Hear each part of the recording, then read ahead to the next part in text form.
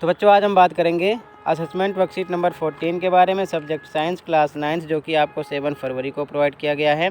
ये आपका 20 मार्क्स का टेस्ट है, ठीक है। तो थोड़ा वीडियो लेट अपलोड हो रही है तो क्योंकि स्कूल ओपन हो गया आपको पता है। तो स्टार्ट करते हैं फिलहाल ये चैप्टर 13 से। बच्चों चैप्टर नंबर 13 हम बीमार क्यों होते हैं, चैप्टर का नाम है। आप उसमें से भी अच्छे से पढ़ना ताकि सेकेंड टर्म में किसी प्रकार की दिक्कत ना रहे। तो क्वेश्चन नंबर 1 क्या है बच्चों, कह रहा है क्या एक स्वस्थ व्यक्ति रोग मुक्त हो सकता है, उदाहरण देकर बताइए।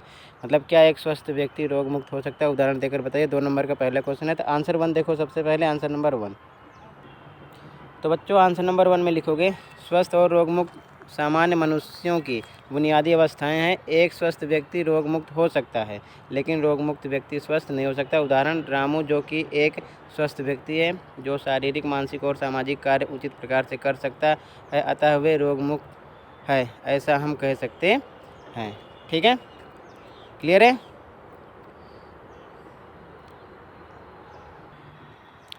क्वेश्चन नंबर 2 है बच्चों, मधुमेह तथा तपेदिक में से कौन सा रोग संक्रामक है, कारण सहित उदाहरण दीजिए। मतलब संक्रामक का मतलब जो एक व्यक्ति से दूसरे व्यक्ति में फैलता है। तो आंसर 2 देखो, आंसर नंबर 2 कैसे लिखोगे, आंसर नंबर 2। तो बच्चों आंसर नंबर 2 में लिखोगे मधुमेह तथा तपेदिक में, तपेदिक रोग संक्रामक रोग है क्योंकि यह एक व्यक्ति से दूसरे में फैलता है, इसीलिए इसे घातक संक्रामक रोग भी कहा जाता है। ठीक है, आंसर 2 हो गया। क्वेश्चन 3 देखो, अगला क्वेश्चन नंबर 3 मैचिंग करना है, मिलान करना है, ठीक है ना। डायरेक्ट आंसर देख लो जैसे मैंने किया है। तो बच्चों आंसर नंबर 3 में लिखना है का खा कॉलम है। मलेरिया का सामने मिलान किया प्रोटोजोआ, त्वचा संक्रमण कवक, ओम्रिकॉन विषाणु, हैजा जीवाणु। ठीक है, तो डायरेक्ट इनके सारे आंसर सामने हैं, आप ऐसे ही नोट कर लेना। ठीक है, आंसर 3 हो गया। क्वेश्चन 4 देखो, क्वेश्चन नंबर 4 है बच्चों, कह रहा है तीव्र तथा दीर्घ रोग में प्रमुख अंतर लिखिए, प्रत्येक के 2-2 उदाहरण लिखिए। ठीक है ना, पहले अंतर लिखना है फिर 2-2 उदाहरण लिखना है। तो आंसर 4 देख लो एक बार। तो बच्चों ये आपका आंसर 4 है। तीव्र रोग हेडिंग डाल के लिखो, ये बुक से मैंने मतलब पिक्चर सीधा खींच लिया। लिखा है तीव्र रोग वे रोग जो कम समय के लिए होते हैं, जैसे उदाहरणों के सर्दी जुकाम। खांसी भी लिख सकते हो, ठीक है ना, आगे खांसी भी लिख सकते हो, पर 2 ही एग्जाम्पल पूछा गया ना तो ये 2 हो गए हैं। ठीक है ना, नहीं तो आप खांसी भी लिख सकते हो। ठीक है, आगे देखो अगला, फिर आपको इसमें और लिखना है। ये आंसर 4 है, ठीक है ना, 4 आंसर है, ध्यान रखना। तो सेकंड, दीर्घकालिक रोग में अधिक समय तक चलने वाले रोगों को दीर्घकालिक रोग कहते हैं। इंग्लिश का नहीं लिखना, इंग्लिश वर्ड नहीं लिखना, ठीक है ना, जैसे कैंसर, क्षय रोग, फील पाँव। ठीक है ना, इसमें भी आप इंग्लिश लिखो ना लिखो आपकी मर्जी है। ठीक है, तो आंसर नंबर 4 हो जाएगा, तीव्र रोग और दीर्घकालिक रोग में अंतर। ठीक है ना, तो अच्छे से लिखना, ये आंसर नंबर 4 हो जाएगा। अगला क्वेश्चन, अगला क्वेश्चन 5 है बच्चों, कह रहा है कि का और खा 2 आंसर है, इसमें 2 क्वेश्चन किए गए हैं। तो का क्वेश्चन है, इसमें कह रहा है HIV और एड्स का पूरा नाम लिखना है। फिर कह रहा है क्या हाथ मिलाने से कोई व्यक्ति HIV से संक्रमित हो सकता है, ये का क्वेश्चन है। और फिर खा में कह रहा है कि डेंगू तथा मलेरिया रोगों के वाहकों के नाम लिखिए। ठीक है ना, 3 नंबर के है, 2 का ये। तो अब देख लो फटाफट दोनों के आंसर का और खा के आंसर एक साथ। तो बच्चों आंसर 5 के का में आपको लिखना है, सबसे पहले HIV का ह्यूमन इन्फेक्टिंग वायरस बुक में लिखा है, गूगल पर सर्च करोगे तो ह्यूमन इम्यूनो डेफिशिएंसी वायरस, दोनों राइट हैं, आप दोनों लिख लो। ठीक है ना, ये इसकी फुल फॉर्म है। एड्स का एक्वायर्ड इम्यूनो डेफिशिएंसी सिंड्रोम, ये इसकी फुल फॉर्म है। ठीक है ना, और फिर बोला था जो नीचे इसके क्वेश्चन के था का में कि हाथ मिलाने से कोई व्यक्ति HIV से संक्रमित हो सकता है, तो लिखना नहीं हो सकता है। हाथ मिलाने से कोई व्यक्ति HIV से संक्रमित नहीं हो सकता है। तो ये का आंसर हो गया, 5वें का आंसर हो गया। ठीक है, ये दोनों फुल फॉर्म और नीचे जो क्वेश्चन किया गया था। 5वें के खा का आंसर देखो, ये 5वें के खा का आंसर है। इसमें देखो डेंगू, तो ये भी आप सपोर्ट मटेरियल में देखोगे तो बॉक्स बना हुआ है, वहाँ पर चैप्टर 13 में से सारे क्वेश्चन है, वहाँ भी मिल जाएगा। ठीक है ना, तो डेंगू में लिखोगे ये सूक्ष्मजीव वायरस से फैलता है, वाहक में मादा एनफिलीज मच्छर के काटने से फैलता है। ठीक है ना, मलेरिया में लिखोगे ये प्रोटोजोआ नामक सूक्ष्मजीव से फैलता है, वाहक में मादा एनफिलीज मच्छर के काटने से फैलता है। ठीक है ना, तो ये आप लिख लेना, बी का आंसर हो जाएगा, यानी कि खा, 5वें का खा का आंसर हो जाएगा। ठीक है ना, क्लियर है।